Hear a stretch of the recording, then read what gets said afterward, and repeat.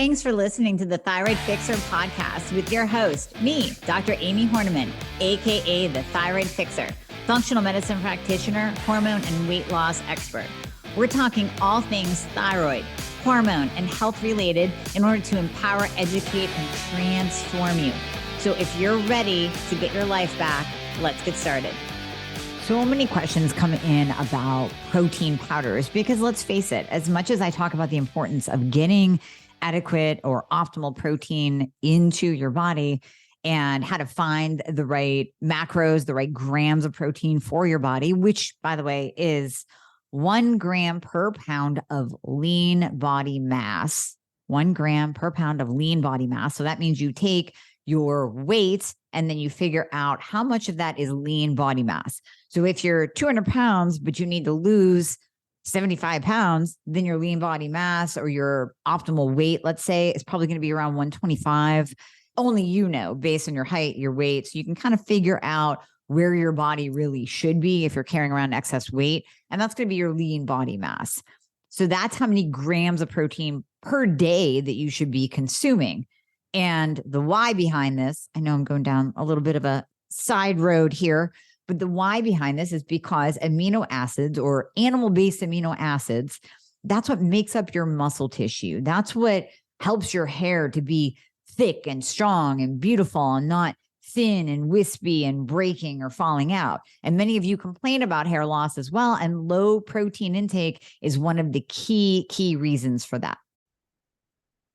So this is going to be a game changer for you. And you can probably hear the excitement in my voice. The latest introduction, the latest member of the family to the Fixer line is Metabolism Fixer. And this, oh my God, I formulated this just for all my people out there that need to lose weight, that need help in the weight loss department, that can't lose weight no matter what they do, that feel like they have a slow metabolism. And it might be thinking of trying all those peptides out there, you know, the Beverly Hills soccer mom drug of choice for weight loss peptides. Or even if you're on them already and you're like, man, these are really expensive and I'm still not losing weight, add in Metabolism Fixer. Here's what I did. I took the power of T2, which increases your basal metabolic rate while you are sitting there watching Netflix. You're burning fat while you're watching Netflix. I combined it with a very unique patented ingredient called Suppressa. Suppressa has multiple clinical trials backing its efficacy in reducing your appetite, decreasing snacking, and providing way more control over your food intake. It is amazing. We also see improved emotional well-being, just decreased food cravings all around, reduced hunger, and weight management. Add on top of that, we have green tea extract, we have purple forest purple tea extract, both of which affect the metabolism in a very positive way without the jitters of normal fat burning supplements out there from the 1980s and 90s, right? The ones that made you feel like you're having a heart attack. You will not have that in any of my supplements, Thyroid Fixer or Metabolism Fixer. But Metabolism Fixer, ooh, yeah, we kicked it up a notch. It is in powder form, so you can drink it through your day. It's going to flavor your water. We got orange crush and refreshing citrus. I love them both. It is going to keep you under control all day long. So you throw a couple scoops in your water bottle in the morning, throw a scoop or two in your water bottle throughout the day. You will have fat burning and appetite control the entire day for what? 1/8 of a price of the peptides? Oh my God, you can't go wrong. So grab some Metabolism Fixer today. Please let me know how you do on it. I am super excited for you. Super excited. So we want to go over today the different protein powders that are out there and which ones you really should be using, because let's face it, it helps to have a protein powder in the mix. I mean, I'm drinking one right now and there's no way I could get in, let's say 110, 115 grams of protein per day just by eating meat, chicken, fish, eggs. It's not going to happen. Even my collagen protein fixer, I throw that in my protein shake for extra protein. I throw it in my coffee. But even with that, again, It's not going to get me to that number on a daily basis, mainly because I don't eat that often in order to say, hey, I'm going to have 4 different servings of 30 grams of protein per serving, and it's going to be real food. Probably not. I'm going to get too full. I'm going to get too bloated that way. Don't want it. Going to use a protein powder. Going to use some collagen. So that's one of the reasons why. And then, the other reason is just we are in a food abundant society. So everywhere you look and everywhere you go, there is food available. And this really kind of triggers us to grab and shove it in our face and grab and shove it in our face. And that's fine if it's the right food, if it is the right source of protein or carbs or fat. But on this go, go, go society, in this go, go, go society, we tend to grab convenience. That's why we're stopping at the Get-Go's and the Sheets, and we're grabbing the made-to-order subs, or we're grabbing a bag of chips, or we're grabbing a really crappy high-sugar protein bar. And that's what we really want to stay away from if your goal is to be healthy, be lean, look, feel, and perform your best, and be the badass that you're meant to be. If that is the case, then you don't want to be settling for less than anything that goes into your body. You don't want to settle for a cheap ass protein powder that's going to wreak havoc. You don't want to settle for a sugar laden protein bar because that's how it's advertised. And you certainly don't want to settle for eating at convenience stores for your lunch or dinner. So let's break this down. The other thing we're going to talk about today is L-Tyrosine, because I haven't yet dove into the benefits of this beautiful amino acid, since we're talking about amino acids in protein, this beautiful amino acid and what it can do for you and your thyroid function. So let's start with the protein powders. I go back in the days of my bodybuilding days, and I think of the whey protein that we used to slam down on a daily or twice a day basis. And those were remember those big 5-pound tubs of protein that you would get, Muscle Tech and EAS and Labrada Nutrition and Optimal Nutrition, big, huge 5-pound tubs of this protein powder. And listen, it tasted pretty darn good.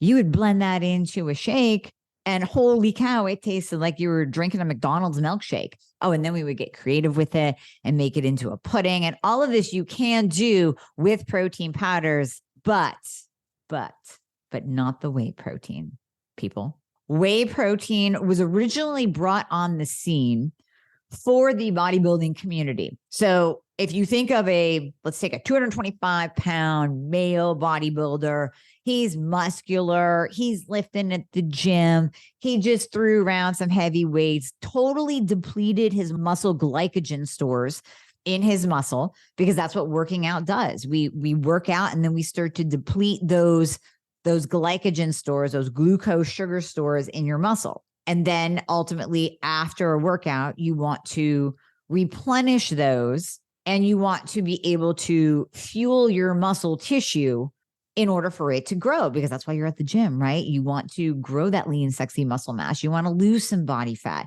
You want to improve your health and your cardiovascular system. So we want to feed our bodies properly afterwards. So when whey protein came on the scene, it was originally meant for those bodybuilder dudes that just threw around a lot of weight. And I'm not saying that you ladies aren't throwing around a lot of weight, but just bear with me. And it was meant to spike insulin, because that's what bodybuilders want post-workout, is to get a little bit of an insulin spike. Because remember, insulin is not a bad guy. Insulin is a hormone. It's a peptide. It's amazing. It's needed for life. It helps shuttle nutrients into the muscle cell, into the cell itself. So they wanted a spike of insulin in order to then take that protein, take those nutrients that they're providing their body after a hard workout, and push that into the muscle cell to give the muscle its amino acid building blocks for growth. And that's awesome. Repair, growth, 100%. Bam, right on point. Except somehow along the way, we took this whey protein powder intended for the bodybuilding sports nutrition world, and we brought it into day-to-day life. We brought it into soccer moms' repertoire. We brought it into weekend warriors' daily drink. And then we started to see these shape and fitness and muscle and hers magazines. Remember those? Magazines. Remember those? We started to see those come out telling women that, hey, it's a good idea. Add a protein shake here and then eat this, this, and this. And usually it was eating like 6 times a day to keep your metabolism up. But a protein shake was always thrown in, and it was whey-based because that's all we had back then. We didn't have the plant-based. We didn't have the soy. We didn't have the bone broth protein powders. We had whey protein. And then there was isolated whey. And then somebody's like, I got New Zealand whey from New Zealand cows. It's so much better. But it was still all whey protein based. And here's the issue. Again, with the insulin, yes, but there's also an effect on the GI tract. So I'm going to ask you a question. How many of you have blended yourself a nice whey protein shake, drank it down after a workout, or ladies, you're just drinking it through the day to try to increase your protein intake, which I commend you for, or you're drinking it because it's on some diet plan, or you're doing 2 shakes in a real meal, right? From like NutriSense or Jenny Craig or whatever company out there is trying to get you to lose weight by drinking a couple shakes a day, which all it does is drop your calories. So of course you're going to lose weight when you're drinking liquid calories twice a day and only eating 1 meal. But here's the thing, it's doing damage beneath the surface, behind the scenes. So that whey protein is literally wreaking havoc on your gut. So again, sorry, how many of you have drank the whey protein and then went, oh my gosh, my stomach, it's gurgly, it's making crazy noises, it's bloated, I'm distended. What is this? That's the whey protein.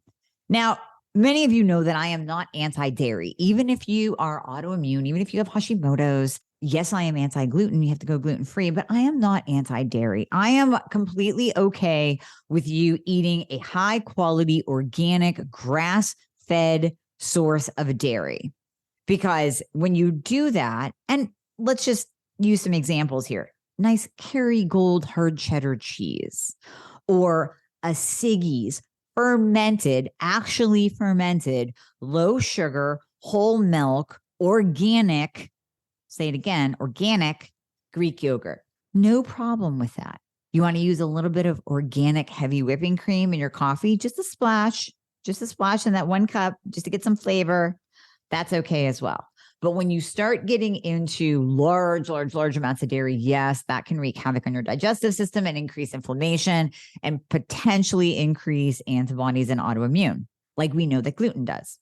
But even before it wreaks its havoc, whey protein is going to show itself wreaking havoc in your digestive tract from how you feel. You're going to know it because it's going to happen right away. There was one time I blended this shake, and I remember this company came out with birthday cake flavored whey protein.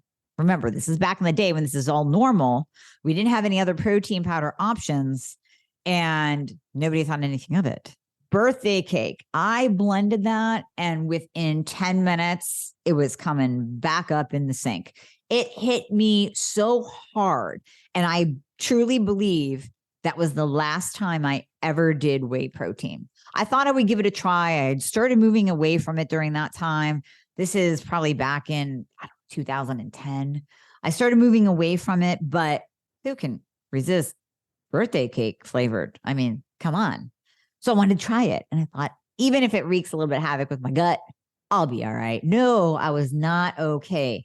That's how much inflammation happened and digestive disturbance happened from me drinking that whey protein shake.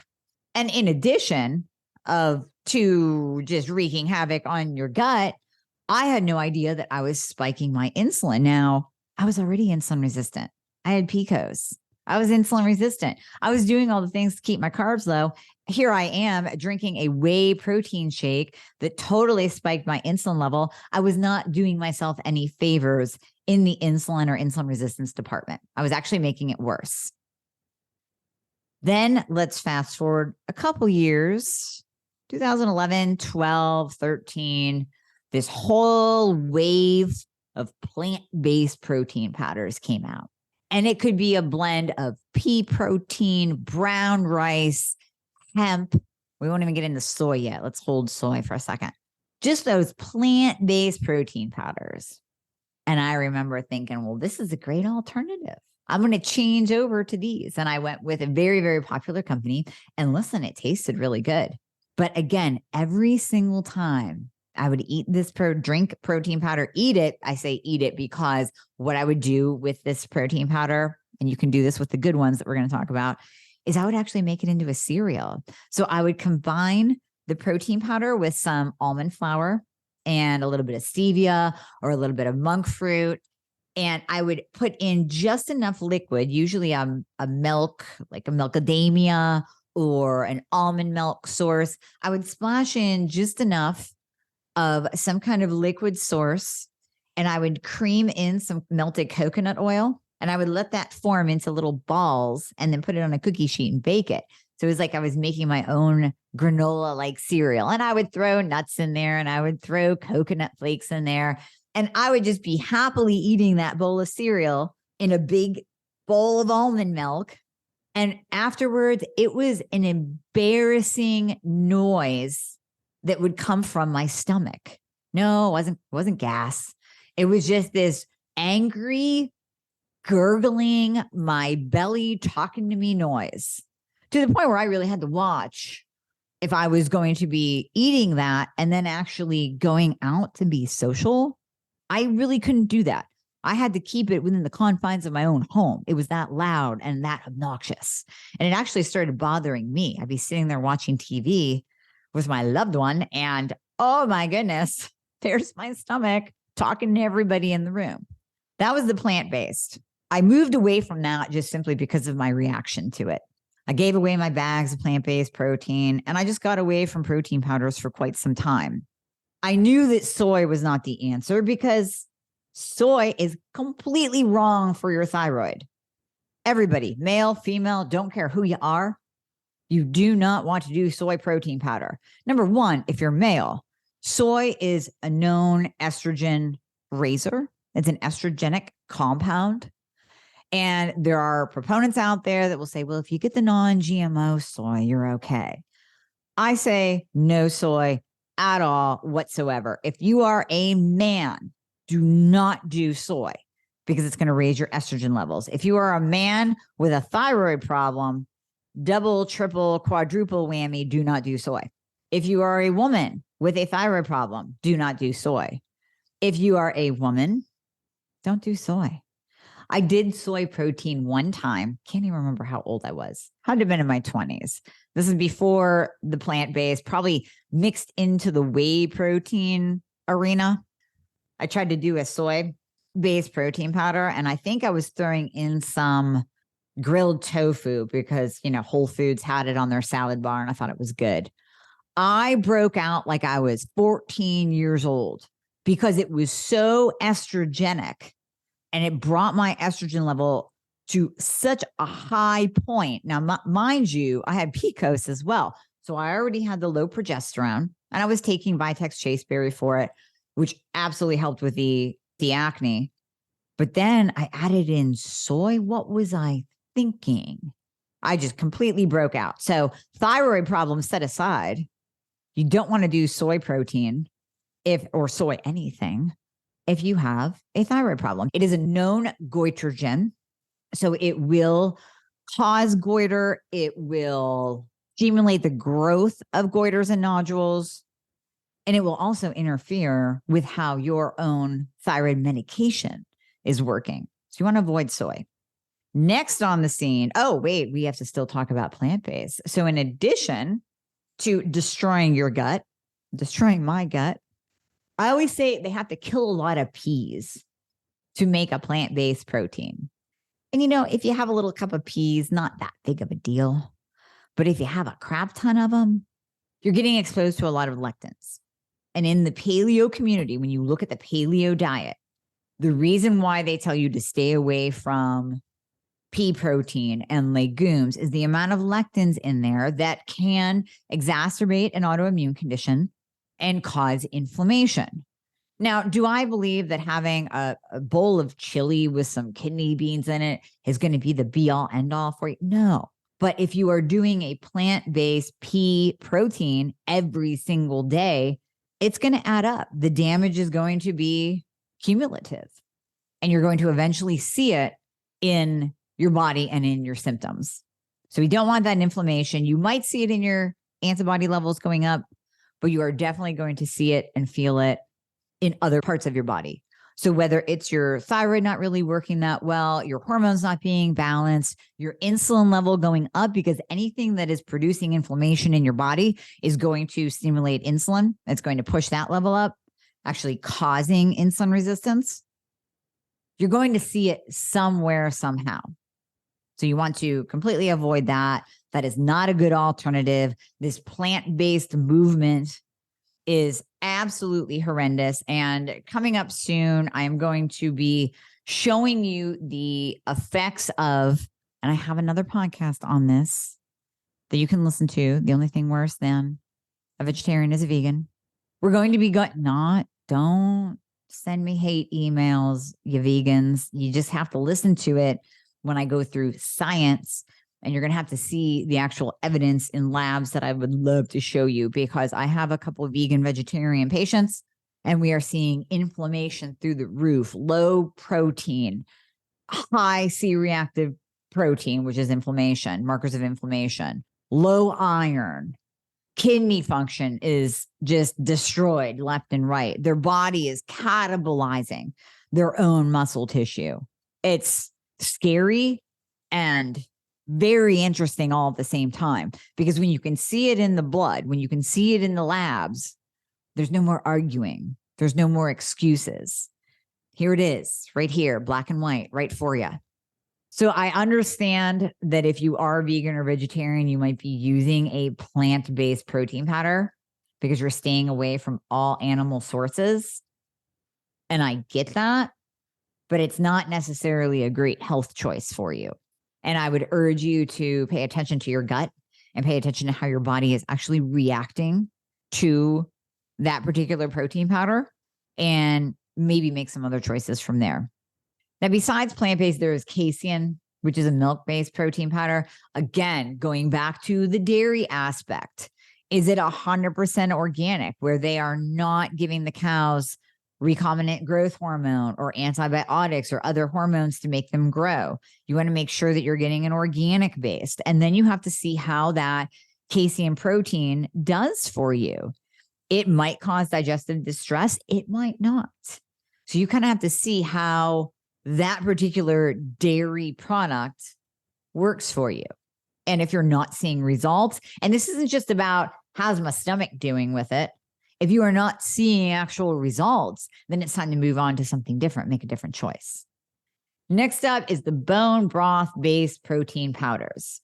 So we have collagen, which many of you are like, oh, I'm already taking collagen. Yeah, collagen is collagen, and it's fantastic. It is fantastic for your skin, your hair, your nails, your bones, everything. But it is not a complete source of amino acids. And again, this is where really kind of breaking down each protein and the type of and what it's comprised of, your plant-based proteins, your soy, even your casein. You're not getting the full array of amino acids that are required for muscle growth, for tissue repair, for hair growth, for hair strengthening. You're not, for your skin, you're not going to get that from a non-amino acid, a non-animal based source. So with collagen, collagen is kind of in its own category. And yes, I use my collagen protein fixer. Like I said, I'll throw it in my protein shake. I'll throw it in my water bottle. I'll throw it in my coffee, because then that's giving me an extra 10 grams of protein, 5 grams of protein, 9 grams of protein, 10 grams of protein every time I use it. And that's going to add up, and it's giving me the benefits of collagen. Collagen is also very gut healing. So we use collagen as a part of a gut healing protocol. But next to collagen protein is your bone broth based protein powders, totally different. Now, the bone broth-based protein powders, those are usually your flavored ones that you're going to blend into a shake. And that's where the amino acid profile lies. That's where you're getting those high quality amino acids. Now, of course, there's always the question of taste. So I will tell you, I do prefer the bone broth protein powders that are derived from beef and not chicken. I have tried, without naming names, I have tried some bone broth protein powders that on the front, it just says bone broth protein. And, you know, I just kind of figured it was from beef. And then I got it and I turned it over and it said it's from chicken. I'm like, all right, well, I'll try it. It was horrible. I'm going to give it to my dad, but he's probably not going to do it either because he's very picky about his green drink. He'll only do my resilience fixer. Everything else he calls salient green, some movie from, I don't know, the 50s or whatever with some green sludge. He's probably not going to do the chicken protein powder either. And actually, there's not even a way to doctor it up. It's just bad. So look for your bone broth protein powders that are beef based. And those are pretty good. I must say, they're pretty darn good. I'll blend a chocolate one up with like a little bit of coffee, maybe a little bit of almond butter or cashew butter. I'll take a vanilla one. I'll throw some berries in it. I mean, you can really doctor it up to be exactly how you want it to taste and very, very close to being a McDonald's milkshake. Not as good as a whey protein, but whey protein's garbage. So make sure you're doing a good, high quality, and okay, you might give a little bit on the taste, but a good, high quality bone broth based protein powder from beef. And that's going to help you, even if you throw it in once a day, that is going to help you increase your protein intake. And the other benefit of anything bone broth related, and when I say bone broth, please don't think that the protein powder tastes like bones or soup or the bone broth that you use to make soup or that you sip on when you're intermittent fasting. It doesn't taste like that. It absolutely tastes like a normal protein shake, only way better than plant-based and a little bit not as good as the whey protein. Blend it up, enjoy it. It also has an effect on your gut because bone broth is used as a gut healing protocol. So bone broth-based protein powders are also really good for your gut. Now, part of that amino acid profile and why I want to transition into L-Tyrosine is because L-Tyrosine is a non-essential amino acid. So your body actually produces it from phenylalanine, which is another amino acid. If you're not consuming the high quality protein that we're talking about, then your body probably isn't even able to produce enough tyrosine from the phenylalanine because you're not getting a source. You're not putting the source of amino acids into your body.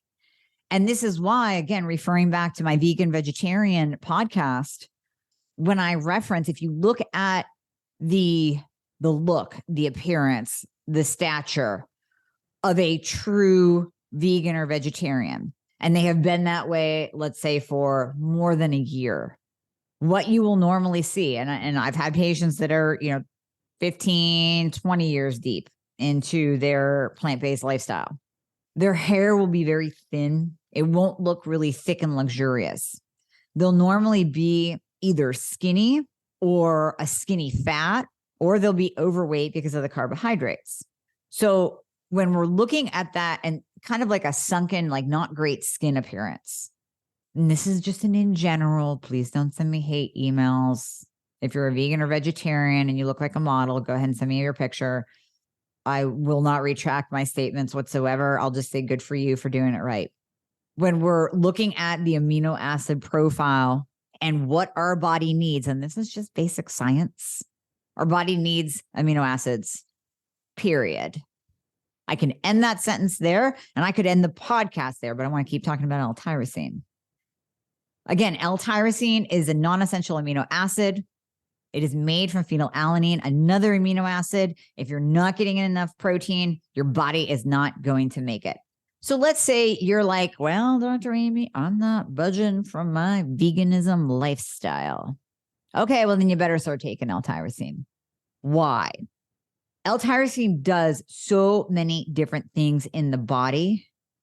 But one of the big things that it does is help your thyroid. So when we're looking at L-tyrosine supplementation, L-tyrosine comes in, and when we pair it up with iodine, which I have talked ad nauseum about the importance of iodine for each and every one of you, but especially those with a thyroid problem, your body takes tyrosine, takes iodine, turns it into thyroxine, T4. Then your body can take that T4 and convert it into T3. Now, what if you're saying to me, but wait, I'm T3 only. I don't want to take in T4. I don't want my body making more T4 because it's just going to convert to reverse T3. I am T3 only. I do not stay away from L-tyrosine. I still take it because with that process, it's different from taking T4 and having it convert into reverse T3. I won't go down the whole scientific rabbit hole. You're just going to have to trust me on this one. But you need the iodine to actually bind or connect onto L-tyrosine to be able to produce thyroxine. Now that iodine, it's not just going to come from iodized salt. And don't just throw in a kelp supplement. Get a really high quality iodine. I have one on my store. Now, Thyroid Fixer has L-tyrosine in it. On my store, I have a Celardine, which is Cerebant's iodine, my favorite. You want to use a very high quality iodine, and you want to use a very high quality L-tyrosine, which I promise you I use in Thyroid Fixer. But you can also supplement with L-tyrosine on its own as its own supplement, as its own amino acid, because you actually can't really overdo L-tyrosine. Some recommend, especially if you are vegan or vegetarian, 500 milligrams 3 times a day. That's a lot. So you really can't overdo it. Now, I tend to find that most of my patients, including myself, do not need that high level of L-tyrosine. But just having that little bit coming in the mix every single day really, really helps. We're also looking at L-tyrosine and the adrenals. So since L-tyrosine hasn't been deeply studied in the thyroid area, it has been studied in the stress arena. Several studies show that L-tyrosine has a calming effect on the body. I have had patients that use L-tyrosine daily instead of an anti-anxiety medication like a benzo, Xanax, think along those lines. And they absolutely experience a reduction in their anxiety. Because when your body is deficient or depleted in the precursors of L-tyrosine, so phenylalanine, and your body is actually deficient in L-tyrosine itself, what many patients will experience, many people will experience, is adrenal fatigue and that weight gain and sleep issue and wired and tired kind of feeling. And it's as simple as taking L-tyrosine. You don't even have to load on all these adrenal supplements. You don't even have to increase your thyroid medication because you're tired and you're gaining weight. You just need to add in L-tyrosine, and it's going to calm down the body, make you more resilient to stress, help with your cortisol levels, and actually decrease that feeling of anxiety. It's going to increase your stress resilience. Something so simple, a little amino acid can produce such a great effect on the body. It's amazing. It's amazing. So we can go really, really high in milligrams. Some doses, some studies have shown doses of 2,000 milligrams per day. That was given to people in the military without negative consequences. You're not really going to see that high of a level in supplementation. I mean, that's super physiological levels. If you're using 100 to 200 milligrams per day, that is going to be sufficient to keep you nice and steady. Nice and steady. You can go up to 500 milligrams per day, but I would work your way up. And I would definitely look at your eating and see if you have any deficiencies in protein and other amino acids that might be contributing to your symptoms that are popping up and your lack of progress. So even if you start to take a little bit of L-Tyrosine, you're like, oh, this didn't help my anxiety. Look at the other things too. Look at your protein intake. Are you getting in 1 gram per pound of body weight, per pound of lean body weight in the form of animal-based protein with the amino acids thrown in? Are you vegan or vegetarian where you're deficient in that, where you might need to supplement with 500 milligrams of L-Tyrosine because you're not getting it anywhere else? Your other option is to supplement with a complete amino acid supplement that will have all of the different amino acids in it. I don't really like the branch chain aminos. They're okay. I like essential aminos. Designs for Health has amino acid synergy. I know Ben Greenfield has his Keon aminos. Many of you have used different amino acid products. As long as it's high quality, I really don't care where you get it. I've tried the Amino Co. for a little while. They have some artificial sweeteners in some of theirs. So I tend to stay away from the artificial sweeteners. I'll go with the amino acids that are sweetened with stevia. Like I said, Designs for Health, amino acid synergy or Supreme, whatever the powder is, tastes like fruit punch, uses stevia. So you can supplement with an amino acid supplement as well as L-Tyrosine separately. You can do an amino acid, a good bone broth based protein powder, and thyroid fixer that contains L-Tyrosine. Combine all of those and watch the magic happen. Everything is going to get better. Your anxiety is going to improve. Your thyroid will improve. Your weight loss will improve.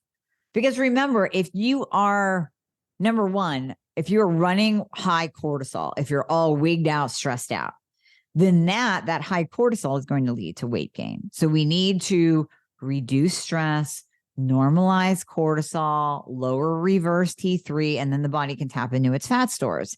Then when you look at the T2 component of thyroid fixer, now you're getting an increased basal metabolic rate and improved mitochondria function. So all of that's working together. Now let's say you're actually working on getting your protein intake up and you're using a good high quality source. Now that is working with everything else to improve your hair, skin, and nails, to help you grow that lean, sexy muscle when you are doing what? Lifting heavy shit at the gym. See how everything just beautifully works together. And if you have one component off, if you're not getting in enough protein, if you're not getting an L-Tyrosine supplement, if you're not getting in enough amino acids, then that alone can be the reason why you still feel like garbage, why you're still gaining weight, while you're still stressed and anxious. Yeah, you're taking the progesterone and you're taking the GABA and you're taking all the things and nothing's working. It can come down to something so simple, an animal-based protein powder, throwing in some amino acids, tossing in some L-Tyrosine, throw in thyroid fixer, and watch the magic happen. And quit trying to figure out all these complicated answers when it doesn't have to be that complicated. It can be very, very simple, very, very simplified. You just have to know the facts and do the right things. All right, let me know how it goes. I wanted to do this just for you guys who are asking me all about protein powders. We talk a lot about it in the Girl Fix Your Thyroid group. So I know that this will give you a little bit more direction. I wanted to do a really specific podcast just on protein powders. This will give you a little bit more direction on what to do in 2023 to improve your overall health. It's just those little things, people. It's the little things chipping away, making tiny little changes that can produce huge effects on the body. Hey guys, thank you so much for listening to the podcast. I hope you loved it. And as always, if you would be so kind to leave a review if you are listening on Apple Podcasts, that would be absolutely amazing. I read all of them. Also, anything that you hear on this podcast is not intended to diagnose or treat any kind of medical condition. So we always recommend that you check with your medical provider, your doctor, your nurse practitioner before implementing anything that you hear on this podcast.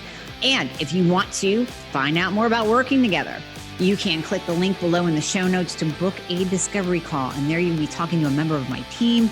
They are an extension of me. They are amazing. And you and I will talk after that once we get you all signed up and you and I get to work together. All right. I hope to see you soon.